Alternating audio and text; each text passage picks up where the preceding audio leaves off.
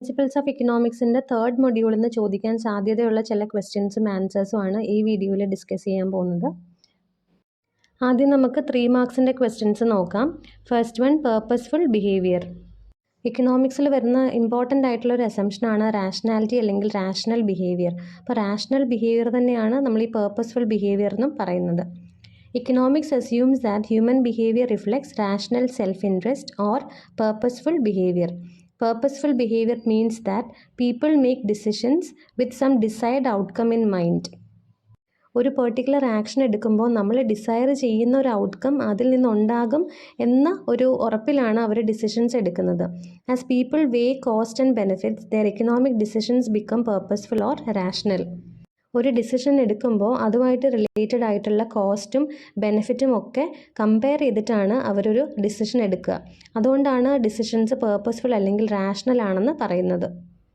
Individuals look for and pursue opportunities to increase their utility, the happiness or satisfaction obtain from consuming a good or service.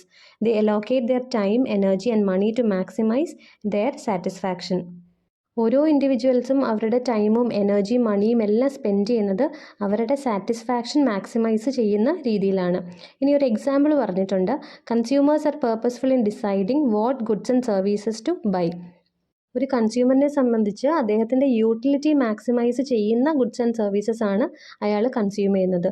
അതുപോലെ business ഫേംസിൻ്റെ കാര്യം, they are purposeful in deciding what products to produce and how to produce them. ഒരു business ഫേമിനെ സംബന്ധിച്ച് അവരുടെ profit maximise ചെയ്യുന്ന രീതിയിലായിരിക്കും ഏത് good produce ചെയ്യണമെന്നും അതെങ്ങനെ പ്രൊഡ്യൂസ് ചെയ്യണം എന്നൊക്കെ അവർ തീരുമാനിക്കുന്നത്. ഇത്രയും പോയിന്റ്സ് എന്തായാലും എഴുതിയിരിക്കണം. ഇനി അതിൻ്റെ കൂടെ വേണമെങ്കിൽ ഈ ലാസ്റ്റ് സെൻറ്റൻസും കൂടെ ആഡ് ചെയ്യാം. Purposeful behaviour does not assume that people and institutions are perfect decision makers. They sometimes make mistakes. ഈ പോർഷൻസ് ഒക്കെ തേർഡ് മൊഡ്യൂളിൻ്റെ വീഡിയോയിൽ കുറച്ചും കൂടെ എക്സ്പ്ലെയിൻ ചെയ്തിട്ടുണ്ട്. അത് വേണമെങ്കിൽ ഒന്ന് കേട്ടാൽ കുറച്ചും കൂടെ ഒരു ഐഡിയ കിട്ടും. അടുത്ത ക്വസ്റ്റ്യൻ, ബഡ്ജറ്റ് ലൈൻ. നമ്മൾ ബഡ്ജറ്റ് ലൈൻ എന്ന് പറയുന്ന കോൺസെപ്റ്റ് ഇൻഡിവിജ്വൽസ് ഇക്കോണമൈസിങ് പ്രോബ്ലം എന്ന് പറയുന്ന ടോപ്പിക് ഡിസ്കസ് ചെയ്തപ്പോഴാണ് പറഞ്ഞത്. അപ്പോൾ ബഡ്ജറ്റ് ലൈൻ എന്താണെന്ന് നോക്കാം. Budget line represents all possible combinations of two goods that a consumer can purchase with his given income and price of the two goods.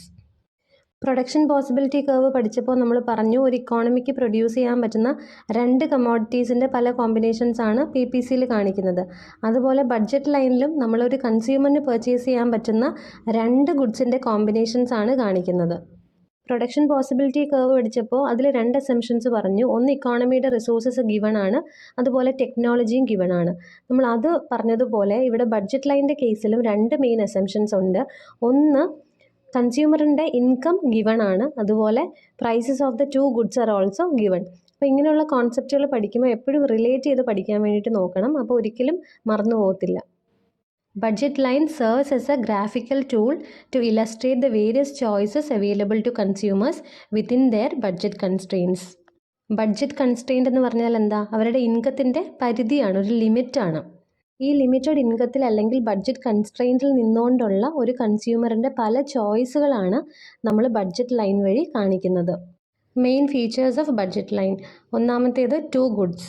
ഒരു കൺസ്യൂമറിൻ്റെ limited income തന്നിരിക്കെ അയാൾക്ക് purchase ചെയ്യാൻ പറ്റുന്ന 2 ഗുഡ്സിൻ്റെ trade off ആണ് നമ്മൾ budget ലൈനിൽ കാണിക്കുന്നത്.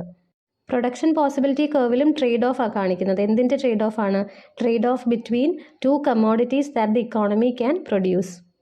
ബഡ്ജറ്റ് ലൈനിൽ വരുന്ന ട്രേഡ് ഓഫ് നമുക്ക് എങ്ങനെ എക്സ്പ്ലെയിൻ ചെയ്യാം? കൺസ്യൂമറിന് പർച്ചേസ് ചെയ്യാൻ പറ്റുന്നത് 2 ഗുഡ്സ് ആണ്. എക്സും വൈ എന്ന് പറയുന്ന 2 ഗുഡ്സ് ആണെന്ന് വിചാരിക്കുക.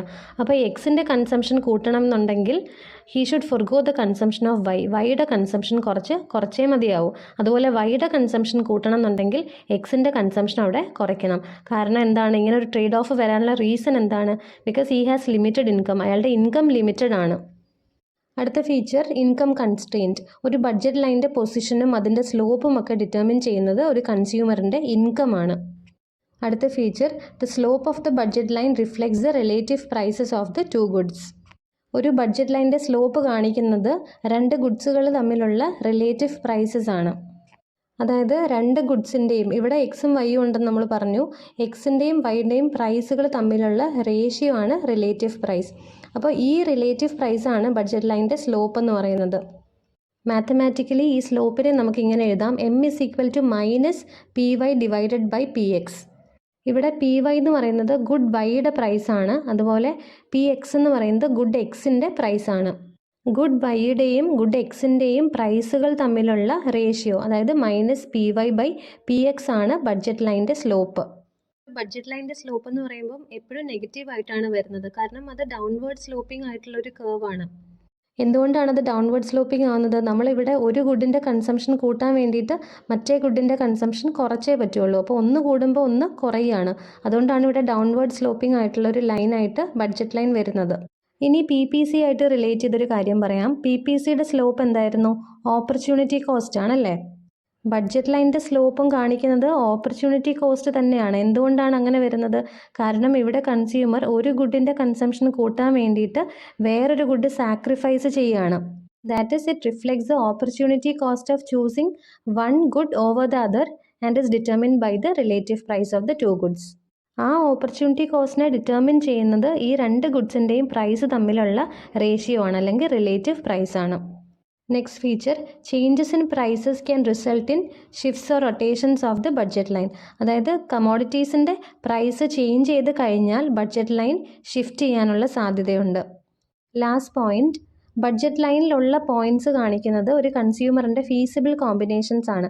അതായത് ഇൻകം കൺസ്ട്രെയിൻറ്റ് തന്നിരിക്കെ അയാൾക്ക് കൺസ്യൂം ചെയ്യാൻ പറ്റുന്ന രണ്ട് ഗുഡ്സിൻ്റെ കോമ്പിനേഷൻസ് എല്ലാം ഈ ബഡ്ജറ്റ് ലൈനിൽ വരും. ബഡ്ജറ്റ് ലൈനിലാണത് കാണിക്കുന്നത്. ഇനി points above the budget line. Budget ലൈനിന് മുകളിലുള്ള പോയിന്റ്സ് ആണെങ്കിൽ ഫീസിബിൾ ആയിട്ടുള്ള പോയിന്റ്സ് അല്ല. കാരണം എന്താണ്? അയാളുടെ ഇൻകം ഗിവൺ ആണ്. ഇൻകം കൂടിക്കഴിഞ്ഞാൽ മാത്രമേ അതിന് പുറത്തോട്ടുള്ള കോമ്പിനേഷൻസ് അയാൾക്ക് കൺസ്യൂം ചെയ്യാൻ പറ്റുള്ളൂ. പി പി സി പഠിച്ചപ്പോഴും നമ്മൾ ഇതുപോലെയാണ് പഠിച്ചിട്ടുണ്ടായിരുന്നത്. പി പി സിയിലുള്ള പോയിന്റ്സ് എല്ലാം എഫിഷ്യൻറ്റ് കോമ്പിനേഷൻസ് ആണ്. പുറത്തോട്ടുള്ള പോയിന്റ്സ് എല്ലാം നമുക്ക് അച്ചീവ് ചെയ്യാൻ പറ്റാത്ത പോയിന്റ്സ് ആണ്. അതുപോലെ പി പി സിയുടെ ഉള്ളിൽ വരുന്ന പോയിന്റ്സ് എല്ലാം അണ്ടർ യൂട്ടിലൈസേഷൻ ഓഫ് റിസോഴ്സസിനെ കാണിക്കുന്ന പോയിന്റ്സ് ആണ്.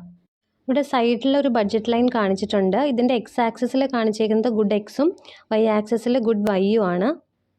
കൺസ്യൂമറിന് കൺസ്യൂം ചെയ്യാൻ പറ്റുന്ന maximum amount of good X എന്ന് പറയുന്നത് 5 യൂണിറ്റ്സ് ആണ്. അതുപോലെ ഗുഡ് വൈയുടെ മാക്സിമം യൂണിറ്റ്സ് എന്ന് പറയുന്നത് 10 ആണ്.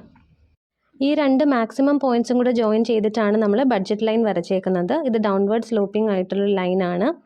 ബഡ്ജറ്റ് ലൈനിൽ വരുന്ന പോയിൻറ്റ്സ്, അതായത് J, I, H, G, F and D, ഇതെല്ലാം ഒരു കൺസ്യൂമറിന് അറ്റൈൻ ചെയ്യാൻ പറ്റുന്ന combinations of the to commodities ആണ്.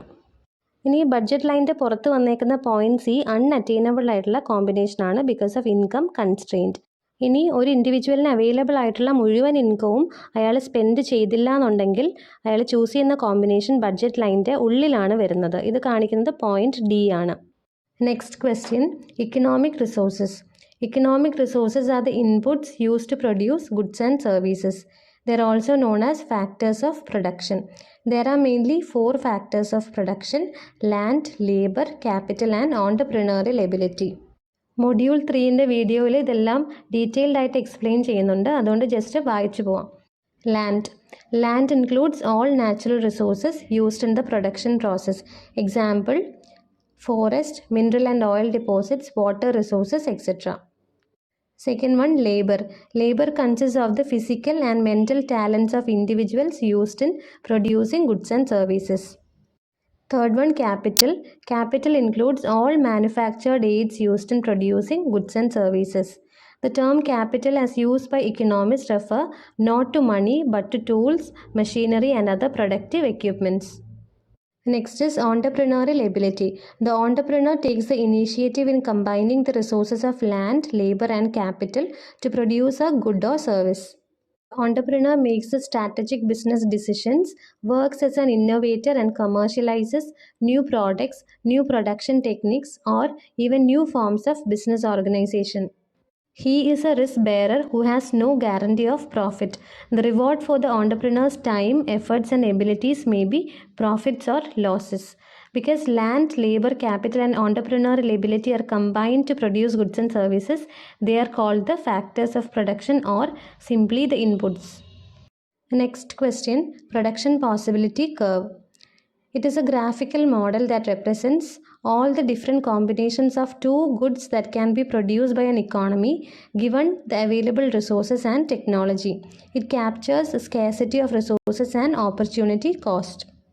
ഒരു ഇക്കോണമിക്ക് പ്രൊഡ്യൂസ് ചെയ്യാൻ പറ്റുന്ന രണ്ട് ഗുഡ്സിൻ്റെ കോമ്പിനേഷൻസ് ആണ് പി പി സിയിൽ നമ്മൾ കാണിക്കുന്നത്. Given the resources and technology. ടെക്നോളജിയും കോൺസ്റ്റൻ്റ് ആണ്, റിസോഴ്സസ് ഗിവണുമാണ്. റിസോഴ്സസ് അതായത് കൂടുന്നില്ല. ഇനി മെയിൻ അസംഷൻസ് എന്തൊക്കെയാണെന്ന് നോക്കാം. Full employment. നമ്മൾ ഇക്കോണമിയിൽ അവൈലബിൾ ആയിട്ടുള്ള റിസോഴ്സസിനെ എല്ലാം എംപ്ലോയ് ചെയ്യുന്നുണ്ട്. Second one, fixed resources. The quantity and quality of the factors of production R fixed. Next one, fixed technology. The state of technology remains constant. അതായത് നമ്മൾ ഉപയോഗിക്കുന്ന methods of production, the methods that are used to produce the output remains constant. പിന്നെ രണ്ട് goods ആണ് നമ്മൾ produce ചെയ്യുന്നത്, two goods. Then points on the PPC shows efficient points and full employment of resources. Point inside the PPC shows underemployment of resources and point outside the PPC shows unattainable points. ഇതെല്ലാം നമ്മൾ നേരത്തെ പറഞ്ഞിട്ടുള്ള കാര്യങ്ങളാണ്. ഇവിടെ സൈഡിലൊരു P P C കാണിച്ചിട്ടുണ്ട്. അപ്പോൾ 3 മാർക്കിൻ്റെ question നിങ്ങൾക്ക് സമയമുണ്ടെങ്കിൽ മാത്രം ഡയഗ്രാംസ് വരച്ചാൽ മതി. ഇപ്പോൾ ഡയഗ്രാം വരയ്ക്കുവാണെങ്കിലും അതിൻ്റെ എക്സ്പ്ലനേഷൻ ഒന്നും കൊടുക്കേണ്ട ആവശ്യമില്ല. ജസ്റ്റ് ഇതുപോലെ പോയിൻറ്റ്സ് ഒക്കെ മാർക്ക് ചെയ്യാനുണ്ടെങ്കിൽ ജസ്റ്റ് പോയിൻറ്റ്സ് മാർക്ക് ചെയ്യാം. അപ്പോൾ ഇവിടെ പി പി സിയിലുള്ള പോയിൻറ്റ്സ് എഫിഷ്യൻറ്റ് പോയിൻറ്റ്സ് ആണ്. അതായത് ബി, സി, ഡി, ഇ ഒക്കെ എഫിഷ്യൻ്റ് ആയിട്ടുള്ള പോയിൻറ്റ്സ് ആണ്. ഡബ്ല്യു എന്ന് പറയുന്ന പോയിൻറ്റ് അൺഅറ്റൈനബിൾ ആണ്. അതുപോലെ അകത്തുള്ള പോയിൻറ്റ്, പി പി സിയുടെ അകത്ത് കാണിച്ചേക്കുന്ന പോയിൻറ്റ് അറ്റൈനബിൾ ആയിട്ടുള്ള പോയിൻ്റാണ്, പക്ഷേ അണ്ടർ യൂട്ടിലൈസേഷൻ ഓഫ് റിസോഴ്സസിനെയാണ് കാണിക്കുന്നത്. അടുത്ത question, law of increasing opportunity cost. The law of increasing opportunity cost is the concept that as you continue to increase production of one good, the opportunity cost of producing its next unit increases. അതായത് നമ്മൾ ഒരു ഗുഡിൻ്റെ additional units produce ചെയ്യുന്തോറും അതിൻ്റെ opportunity cost increase ചെയ്തുകൊണ്ടിരിക്കും. ഒരു example പറയാം. ഇപ്പോൾ economy produce ചെയ്യുന്ന രണ്ട് കമോഡിറ്റീസ് ആണ് എക്സും വൈയും. ഇക്കോണമിക്ക് എക്സ് കമോഡിറ്റിയുടെ പ്രൊഡക്ഷൻ കൂട്ടണം എന്നുണ്ടെങ്കിൽ വൈ കമോഡിറ്റിയുടെ പ്രൊഡക്ഷൻ അവിടെ കുറച്ചൊക്കെ സാക്രിഫൈസ് ചെയ്യേണ്ടതായിട്ട് വരും. അപ്പോൾ ഇവിടെ എക്സിൻ്റെ ഓപ്പർച്യൂണിറ്റി കോസ്റ്റ് എന്ന് പറഞ്ഞാൽ എന്താണ്? എത്ര യൂണിറ്റ്സ് ഓഫ് വൈ ആണോ നമ്മൾ സാക്രിഫൈസ് ചെയ്യുന്നത്, അതാണ് എക്സിൻ്റെ ഓപ്പർച്യൂണിറ്റി കോസ്റ്റ്. നമ്മൾ ഓരോ additional units of X produce ചെയ്യുന്തോറും അതിൻ്റെ ഓപ്പർച്യൂണിറ്റി കോസ്റ്റ് ഇൻക്രീസ് ചെയ്യുമെന്നാണ് ഈ ഒരു ലോയിൽ പറയുന്നത്. അതായത് ഓരോ additional unit of X produce ചെയ്യുന്തോറും നമ്മൾ കൂടുതൽ യൂണിറ്റ്സ് ഓഫ് വൈ സാക്രിഫൈസ് ചെയ്യേണ്ടി വരും. ഈ കോൺസെപ്റ്റ് ഒരു എക്സാമ്പിളൊക്കെ വെച്ചാണ് നമ്മൾ തേർഡ് മൊഡ്യൂളിൻ്റെ വീഡിയോയിൽ പറഞ്ഞിട്ടുള്ളത്. 6 മാർക്സിന് ഈ ക്വസ്റ്റ്യൻ ചോദിക്കുകയാണെന്നുണ്ടെങ്കിൽ നിങ്ങൾ ആ ഒരു എക്സാമ്പിളും അതിൽ പറഞ്ഞേക്കുന്ന എക്സാമ്പിളും ഡയഗ്രാം എല്ലാം ക്ലിയർ ആയിട്ട് എഴുതണം. The law of increasing opportunity cost comes about as you reallocate resources to produce one good that was better suited to produce the original good. ഒരു ഗുഡിൻ്റെ അഡീഷണൽ യൂണിറ്റ്സ് ഇക്കോണമിയിൽ പ്രൊഡ്യൂസ് ചെയ്യാൻ പറ്റണം എന്നുണ്ടെങ്കിൽ നമ്മൾ റിസോഴ്സസിനെ റീഅലോക്കേറ്റ് ചെയ്യണം. എന്ന് പറഞ്ഞാൽ നേരത്തെ വൈ പ്രൊഡ്യൂസ് ചെയ്യാൻ ഉപയോഗിച്ചുകൊണ്ടിരുന്ന റിസോഴ്സസ് എടുത്ത് നമ്മൾ എക്സ് പ്രൊഡ്യൂസ് ചെയ്യാൻ പോവുകയാണ്. അപ്പോൾ ഈ റീഅലോക്കേഷൻ ഓഫ് റിസോഴ്സ് അല്ലെങ്കിൽ റീഡിസ്ട്രിബ്യൂഷൻ ഓഫ് റിസോഴ്സസ് കറക്റ്റ് അല്ല എന്നുണ്ടെങ്കിൽ നമ്മൾ എക്സ് പ്രൊഡ്യൂസ് ചെയ്യുമ്പോൾ ഉണ്ടാകുന്ന ഓപ്പർച്യൂണിറ്റി കോസ്റ്റ് അവിടെ കൂടി വരും. Lack of perfect flexibility or interchangeability on the part of resources is the cause of increasing opportunity cost for the society. The shape of PPC in the case of increasing opportunity cost will be bowed out. Increasing opportunity cost ഉള്ളപ്പോൾ നമുക്ക് ഒരിക്കലും straight line P P C കിട്ടത്തില്ല.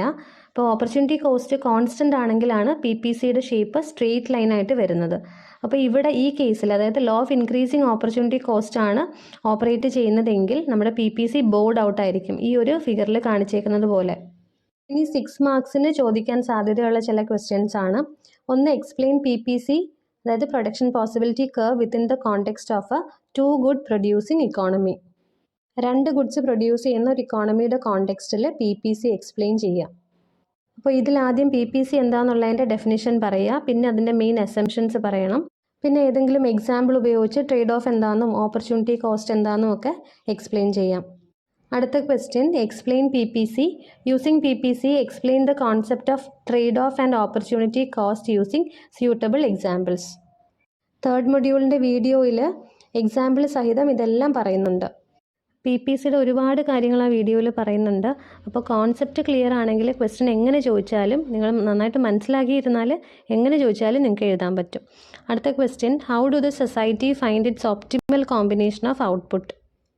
നമ്മൾ പഠിച്ചതിലെ last area ആണിത്.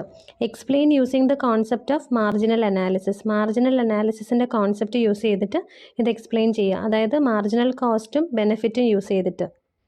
Optimal കോമ്പിനേഷനിൽ നമ്മൾ ഈ ഒരു ഡയഗ്രാം ഉപയോഗിച്ചാണ് കോൺസെപ്റ്റ് എക്സ്പ്ലെയിൻ ചെയ്തിരുന്നത്. ഇവിടെ മാർജിനൽ ബെനിഫിറ്റും മാർജിനൽ കോസ്റ്റും ഈക്വലൈസ് ചെയ്യുന്ന പോയിന്റ് ഇ ആണ് ഔട്ട്പുട്ട് ഡിറ്റർമിനേഷൻ്റെ പോയിന്റ്. അടുത്ത question, explain the concept of A growing economy using production possibility curve.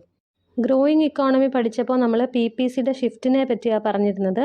PPC shift ചെയ്യുമ്പോൾ ഇക്കോണമിക്ക് പ്രൊഡ്യൂസ് ചെയ്യാൻ പറ്റുന്ന മാക്സിമം ഔട്ട്പുട്ടും അവിടെ ഇൻക്രീസ് ചെയ്യുകയാണ്. ഒരു പ്രൊഡക്ഷൻ പോസിബിലിറ്റി കർവ് ഷിഫ്റ്റ് ചെയ്യാനുള്ള 2 മെയിൻ റീസൺസ് ആണ് അവിടെ ഡിസ്കസ് ചെയ്തിരുന്നത്. ഒന്ന് ഇൻക്രീസസ് ഇൻ റിസോഴ്സ് സപ്ലൈസും ഒന്ന് അഡ്വാൻസസ് ഇൻ ടെക്നോളജി. ഈ ഒരു ഡയഗ്രാം യൂസ് ചെയ്തിട്ടാണ് നമ്മൾ ഗ്രോയിങ് ഇക്കോണമിയുടെ കോൺസെപ്റ്റ് എക്സ്പ്ലെയിൻ ചെയ്തിരുന്നത്. ഇവിടുത്തെ ബ്ലൂ ആരോസ് കാണിക്കുന്നത് PPCയുടെ റൈറ്റ് വേർഡ് ഷിഫ്റ്റ് ആണ്. PPC റൈറ്റ് വേർഡ് ഷിഫ്റ്റ് ചെയ്യുമ്പോൾ നേരത്തെ ഒരു ഇക്കോണമി എത്ര quantity of goods and services ആണോ പ്രൊഡ്യൂസ് ചെയ്തിരുന്നത് അതിൽ കൂടുതൽ ഇക്കോണമിക്ക് പ്രൊഡ്യൂസ് ചെയ്യാൻ പറ്റും. അടുത്ത question, current choices of the economy affect future possibilities, explain. അതായത് ഒരു ഇക്കോണമിയുടെ കറൻറ്റ് PPC അതിൻ്റെ ഫ്യൂച്ചർ PPCയുടെ ലൊക്കേഷനെ എങ്ങനെയാണ് അഫക്റ്റ് ചെയ്യുന്നത്? ഈ കോൺസെപ്റ്റ് എക്സ്പ്ലെയിൻ ചെയ്യാൻ നമ്മൾ യൂസ് ചെയ്തേക്കുന്ന ഡയഗ്രാം ഇതാണ്. ഇവിടെ 2 ഹൈപ്പത്തറ്റിക്കൽ ഇക്കോണമീസ് ഉണ്ട്, പ്രസൻറ്റ് വില്ലേ ആൻഡ് ഫ്യൂച്ചർ വില്ലേ.